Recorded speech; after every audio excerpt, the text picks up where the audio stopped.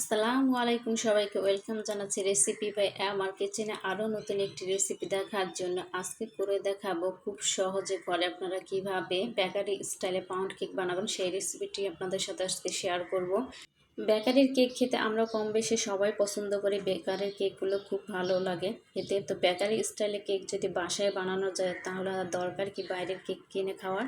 তো আজকে খুব সহজে কিভাবে বানানো যায় আর কালার আনার টিপস সহ কিন্তু আজকে রেসিপিটি শেয়ার করবো আপনাদের সাথে। তাই ভিডিওটি না টেনে পুরো ভিডিওটি দেখবেন, আশা করি ভালো লাগবে। আর ভালো লাগলে অবশ্যই একটি লাইক দিয়ে চ্যানেলটা সাবস্ক্রাইব করে পাশে থাকা বেল আইকনটি বাজিয়ে দেবেন, যাতে করে নতুন কোনো রেসিপি চাইলে সাথে সাথে নোটিফিকেশন চলে যায় আপনার মোবাইলে।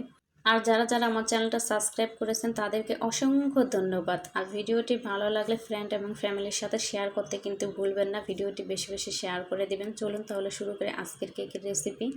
তো আজকে কেক বানানোর জন্য এখানে আমি 1 কাপ ময়দা নিয়ে নেব আগেই। তো 1 কাপ ময়দা থেকে আমি 2 টেবিল চামচ ময়দা সমান করে আমি সরিয়ে নিব।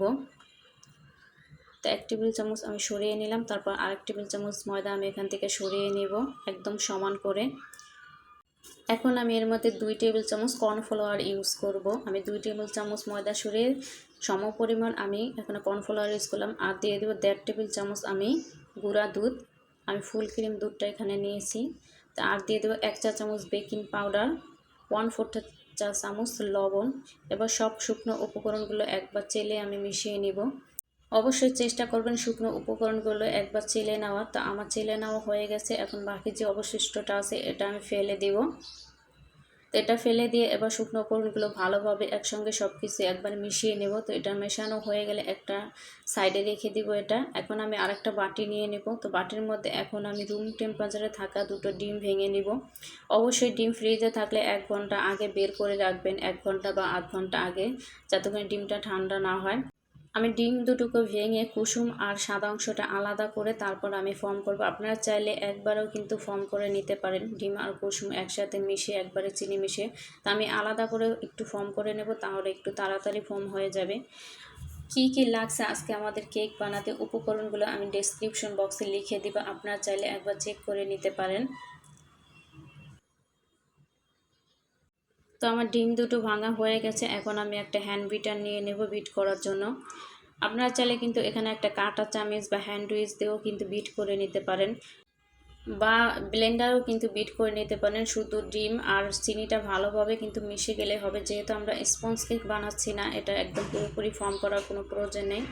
আমার ডিমটা ফর্ম হতে শুরু করেছে, এখন এর মধ্যে আমি চিনি অ্যাড করব। আমি 3/4 কাপ চিনি এখানে ব্যবহার করব। তা আমি অল্প অল্প করে চিনি দিব আর বিট করে নিব। অল্প অল্প করে চিনি দিলে চিনিটা কিন্তু তাড়াতাড়ি গলে যাবে। একবারে সব চিনিগুলো দিতে যাবেন না, এইভাবে অল্প অল্প করে দিবেন আর দেখবেন খুব সহজেই কিন্তু চিনিগুলো বিট হয়ে গেছে। তো এখানে আমার চিনিগুলো বিট করা হয়ে গেছে, এখন আমি এর মধ্যে তেল দিয়ে দিব। আমি 1/2 কাপ তেল দিয়ে দিলাম, সয়াবিন তেল। আর দিয়ে দিব 1/2 চা চামচ ভ্যানিলা এসেন্স। তো এবার ভালোভাবে একটু মিশিয়ে নেব তেল আর এসেন্সটাকে। তো আমার মেশানো হয়ে গেলে ডিমের কুসুম দুটো দিয়ে 20 থেকে 30 সেকেন্ডের মতো আমি বিট করে নিব। এর চাইতে আর বেশি বিট করার দরকার নেই। তো দেখতে পাচ্ছেন এখন আমার বিট করা হয়ে গেছে, আমি হ্যান্ড বিটারটা সরিয়ে নিচ্ছি। আমি একটা কাঁটা রেখে দিচ্ছি, কারণ একটা কাঁটা দিয়ে আমি শুকনো উপকরণগুলো মিশাবো। এখানে আমি অর্ধেকটা দিয়ে দিলাম, অর্ধেকটা দিয়ে আমি ভালোভাবে একটু মিশিয়ে নেব, তারপর আবার বাকি অর্ধেকটা দিব। অল্প অল্প করে দিব আর এভাবে আমি মিশিয়ে নেব। আমি এইভাবে অল্প অল্প করে দিব আর মিশিয়ে নেব। মেশানো হয়ে গেলে বাকি যে ময়দাটুকু ছিল সেটা আমি দিয়ে দিব। আর এর মধ্যে এখন আমি দুধ অ্যাড করব। আমি এখানে 1/4 কাপ দুধ দিয়ে দিলাম। তো এখন ভালোভাবে এই দুধের সঙ্গে ময়দাটাকে ভালো করে মিশিয়ে নেব আমি, তাহলে কিন্তু আমাদের ব্যাটারটা রেডি হয়ে যাবে। তো দেখতে পাচ্ছেন আমার ব্যাটার কিন্তু রেডি। আর ঘনত্বটা দেখে বুঝতে পারছেন যে এটার ঘনত্বটা কীরকম হবে।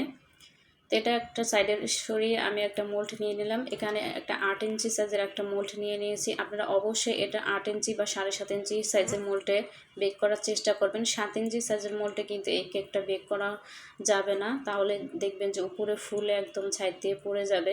তো অবশ্যই চেষ্টা করবে 8 ইঞ্চি সাইজের মোল্ডে এটা বেক করার জন্য। তা আমি মোল্ডে কিন্তু আগে থাকতে তেল ব্রাশ করে নিয়েছিলাম, আপনারা চাইলে কিন্তু বেকিং পেপারও বিছিয়ে নিতে পারেন। তা আমি আর বেকিং পেপার বিছাইনি। তো এখন চলে যাব সরাসরি চুলায়। তো চুলা বেক করার জন্য এখানে দেখতে পাচ্ছেন একটা পাতিলা বসিয়ে তার মধ্যে লেখালেখি যে কাগজ আছে সেটা দিয়ে তারপর একটা স্ট্যান্ড দিয়ে দিয়েছি। তার উপরে এখন আমি কেকের মোলটা বসিয়ে দিলাম। তো ঢাকনা দিয়ে ঢেকে দেব। আর চুলার আঁচটা রাখতে হবে মিডিয়ামে চাইতে একটু লোতে, মানে একবারে লোতেও না, পাতিলা ছুঁই ছুঁই এরকম তাপ থাকতে হবে। তো ফিরে এলাম প্রায় 40 মিনিট পর। তো দেখতে পাচ্ছেন মাশাআল্লাহ করে কিন্তু আমার কেকটা বেক করা হয়ে গেছে। তো আমি একটা ছুরির সাহায্যে আপনাদেরকে চেক করে দেখাচ্ছি আসলে কেকটার ভিতরটা কেমন হয়েছে। আমার এখানে সময়টা 40 মিনিট সময় লেগেছে, আপনাদের সময়টা কম বা বেশিও লাগতে পারে, চুলার আঁচের উপর ডিপেন্ড করে। আমি ছুরিটা ঢুকিয়ে দেখব যে ভিতরটা আসলে বেক হয়েছে কিনা। তো দেখতে পাচ্ছেন যে ছুরিটা ক্লিন এসেছে, তার মানে কিন্তু আমাদের কেকটা বেক করা হয়ে গেছে। এখন এটাকে নামিয়ে ঠান্ডা করে নিতে হবে। আর অবশ্যই ঢাকনাটা কিন্তু সিলভার ঢাকনা দিতে হবে, তাহলে কিন্তু উপরে কেকের সুন্দর একটা কালার আসবে। দেখতে পাচ্ছেন কত সুন্দর একটা কালার এসেছে। অবশ্যই সিলভারের ঢাকনা ব্যবহার করবেন। তো আমার কেকটা ঠান্ডা হয়ে গেছে, এখন আমি একটা মোল্ড আউট করে নেব। তার জন্য একটা ছুরি নিয়ে সাইড দিয়ে একটু এইভাবে ছাড়িয়ে নিচ্ছি যাতে করে কেকটা বের করতে সুবিধা হয়। অবশ্যই কেকটাকে ঠান্ডা করে তারপরে মোল্ড আউট করবেন, না হলে কিন্তু কেকটা ভেঙে যাবে। তো দেখতে পাচ্ছেন যে সাইড থেকে কিভাবে আমি ছাড়িয়ে নিচ্ছি, ছুরির সাহায্যে এভাবে সাইড থেকে একটু ছাড়িয়ে নেবেন, দেখবেন যে খুব সহজে কিন্তু কেকটা বের হয়ে আসবে। তাহলে তো আমি একটা প্লেট নিয়ে নেব, প্লেটের উপরে আমি কেকটাকে বের করে নেব।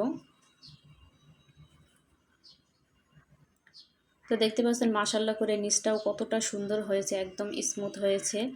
আর আমি বেকিং পেপার ছাড়াই বেক করেছি, তারপরে দেখতে পাচ্ছেন সাইড দিয়ে কত সুন্দর হয়েছে কেকটা।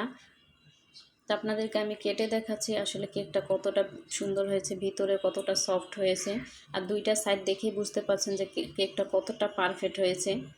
আমার এই রেসিপি ফলো করে হুবহু যদি আপনারাও এভাবে কেক বানান, আপনাদের কেকও কিন্তু এইরকমই পারফেক্ট হবে, একদম বেকারি স্টাইলে পাউন্ড কেক। খেতে কিন্তু দারুণ মজা। আপনাদেরকে আমি একটা তুলে দেখাচ্ছি, দেখেন ভেতরটা কতটা সুন্দর হয়েছে কেকটা, আর কতটা সফট হয়েছে দেখতে পাচ্ছেন। তো আজকের ভিডিওটি এই পর্যন্ত, ভালো লাগলে একটা লাইক দিয়ে চ্যানেলটা সাবস্ক্রাইব করে পাশেই থাকবেন, আর ভিডিওটি বেশি বেশি শেয়ার করে দিবেন। তো আজকে এই পর্যন্ত, পরবর্তী ভিডিও দেখার আমন্ত্রণ জানিয়ে এখানে বিদায়। আল্লাহ হাফেজ।